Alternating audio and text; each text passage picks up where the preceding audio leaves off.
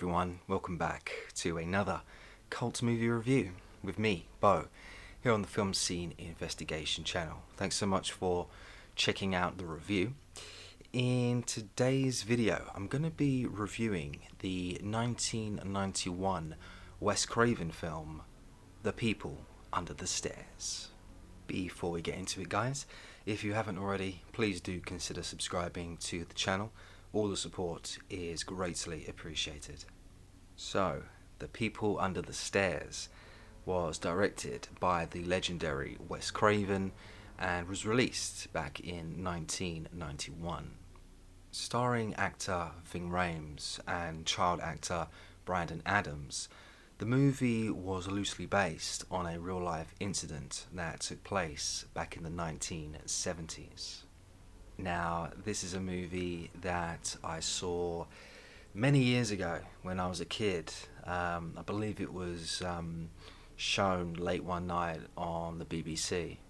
As I've mentioned before, if I ever wanted to watch any kind of horror films, things like that, yeah, the only option I had really was to watch it on TV. Usually I'd stay up late without my parents knowing, even on a school night, and I just catch whatever was being shown on TV. And one night, The People Under the Stairs was broadcast. Now, at the time, I was getting into horror films and genre films, and I wasn't really too aware of any specific directors. From the Friday the 13th franchise to films like Halloween or Scream, it was all new to me, so a lot of stuff kind of went over my head. It was only years later did I actually find out that Wes Craven, the creator of A Nightmare on Elm Street and the Scream franchise, was the man behind this film. So when it comes to the film's narrative, it followed this 13-year-old boy called Fool, who was played by actor Brandon Adams.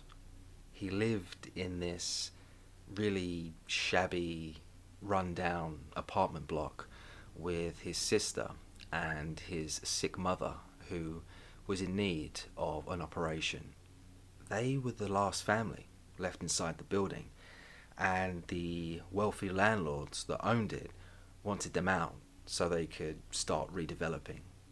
They were already struggling, and with the rent increases, it was just a matter of time before Fool and his family were on the streets.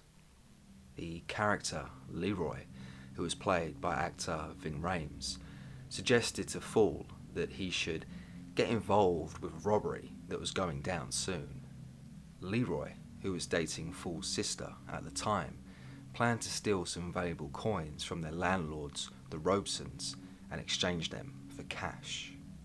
If successful, all of Fool's money issues would suddenly be solved, and he would be able to contribute to his mother's medical bills. Leroy explained that their landlords, they were wealthy. The Robesons, weren't in desperate need. They weren't struggling like Fool and his family were, and came to this justification that it was okay to steal from them. Fool, quite rightly, had reservations about the robbery, but the opportunity seemed just too good to pass up. But while Leroy appeared to be helping matters, he was simply just using Fool to advance his own gains. I mean, a fully grown man willing to take a child to an armed robbery clearly has some issues.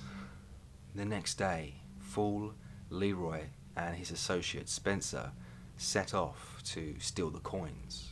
Their first objective was to get inside the house where the coins were located, so Spencer, who was played by actor Jeremy Roberts, decided to pose as a gas worker and requested to see the meter inside the house.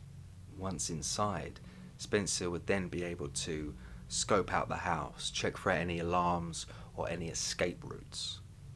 Mrs. Robeson, who was played by actress Wendy Robbie, begrudgingly let Spencer into the house to check the meter. Initially, she was very reluctant to let anyone inside the house, but eventually she relented and Spencer went in. After a short while, Mr. and Mrs. Robeson were seen leaving the house, leaving Spencer inside. So after waiting around, Leroy and Fool decided to break into the house themselves to see what was going on. The two eventually split up, with Leroy going upstairs and Fool going down to the basement, where he eventually saw Spencer's dead body. He was on the floor, unresponsive. He had been murdered, but what was even more messed up was the fact that there were a group of imprisoned children locked up inside a pen right next to the body. These people, these prisoners, were unable to communicate properly, but it seemed like they'd been down there for some time and were in need of some desperate help. I mean, Fool had not just stumbled upon Spencer's dead body, but he had come across this makeshift prison inside the downstairs basement. The Robesons would then return to the house, only to find Leroy's van parked outside, and immediately got suspicious. Fool and Leroy were about to be captured, so they decided to escape. The downside for them was that all the windows were locked from the inside. The two were panicking, trying to find a way out. You had Leroy, kicking the window, trying to break it open, but there was no escape. Mr. Robeson, who was played by actor Everett McGill, would end up grabbing his gun and shooting Leroy dead. Even though Mr. Robeson's house was, getting burgled, his response did seem a little excessive.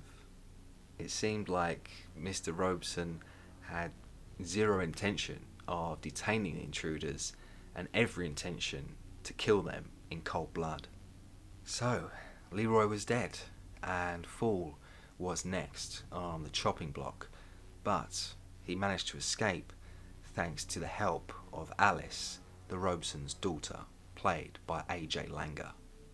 She was a recluse. She had no friends and was forbidden from ever leaving the house for any reason. Seeing the Alice character suffer mental and physical abuse by the hands of her so-called parents was perhaps one of the darkest aspects of the film. Now, child abuse is of course absolutely no laughing matter, so seeing it all play out with Alice getting manhandled like she did was very disturbing to watch. The director, Wes Craven, succeeded in portraying the Robesons as a pair of insane degenerates. And I think some credit has to go to the actress who played Alice, because watching her, you genuinely felt sad for the character, and that was all down to the vulnerability the actress brought to the character. I still remember when I was a kid and I saw this movie for the first time and saw the abuse that Alice suffered, and yeah, that really did freak me out. Fortunately though, the movie didn't really linger on the abuse angle too much.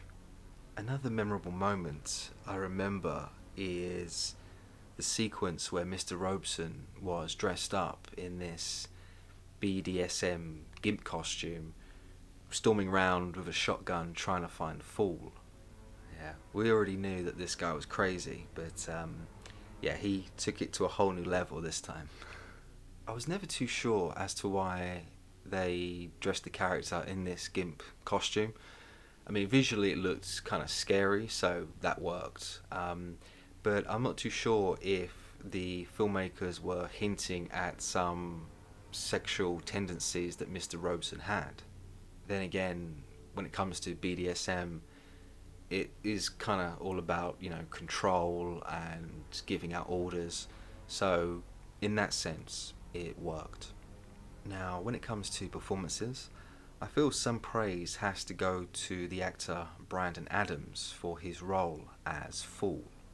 While I didn't think Adams was brilliant, I did think he was passable, and given his limited acting experience, I thought he did a pretty decent job. The only thing that kind of bothered me was that Adams was or had an inability to show fear. When Fool was supposed to be scared, I just didn't really believe it. It came across as kind of too forced. You know, child actors can be pretty hit and miss at times, especially if they're in the lead role. But in this instance, I thought Adams did a pretty good job, all things considered. The talented Ving Rhames, who played the character Leroy, was a major highlight in this film and delivered a solid performance. He brought some humour to his role and delivered some genuinely funny lines of dialogue.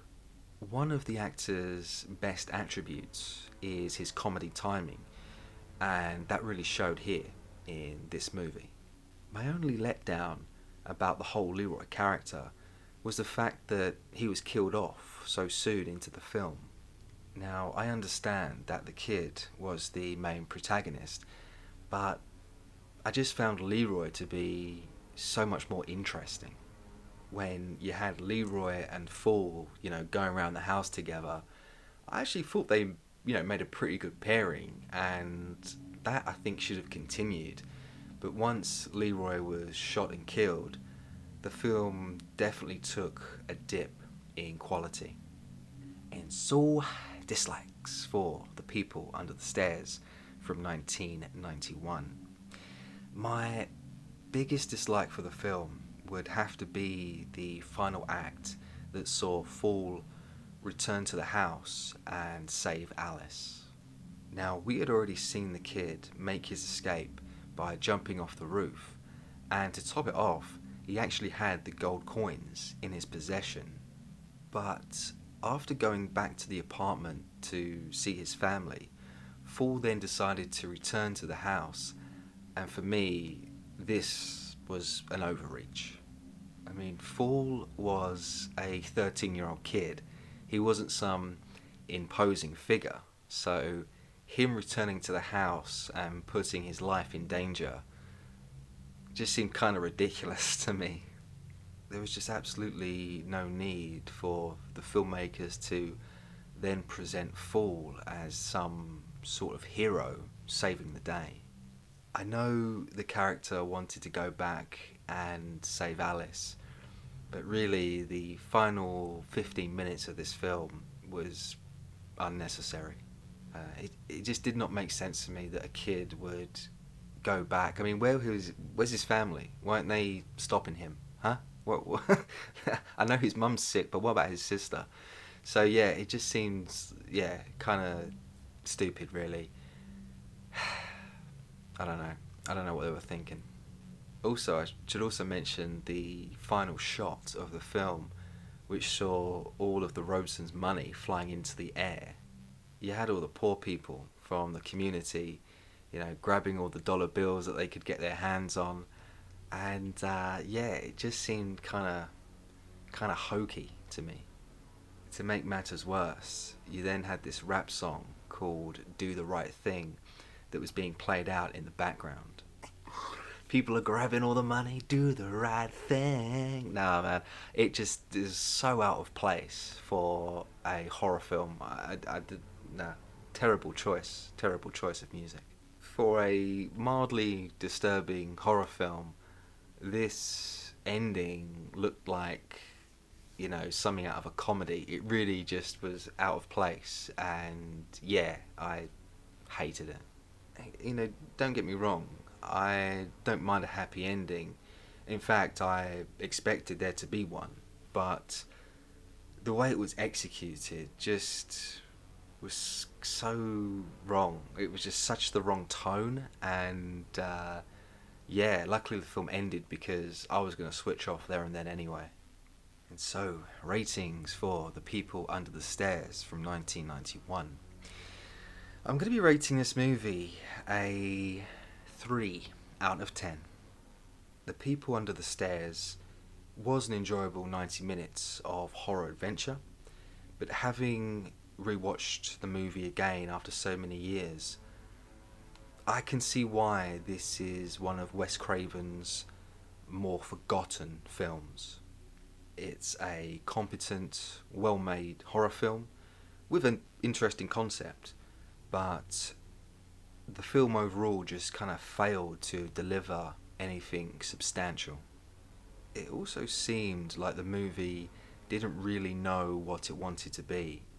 I mean, combining horror with comedy, yeah, it didn't really mix too well, and I personally would have preferred a straight up horror film. The performances were good, and the house itself made for a very interesting backdrop, but to be honest, I just became more disinterested as the film went on, especially after the Leroy character was killed off. As I mentioned, once Fall was able to jump off the roof and escape, the movie really should have just kind of wrapped up there and then. Everything else after that just seemed tagged on, and yeah, just very poor quality kind of stuff. For everyone else who hasn't seen this movie yet, I would loosely recommend it, but by no means is this essential viewing. And well, that's all from me today, guys. Thanks so much for checking out the video. I really do appreciate all the support I've received so far. I'll be back next week with another cult movie review. Don't forget to subscribe, guys. I really appreciate that. And yeah, I'll see you all next week.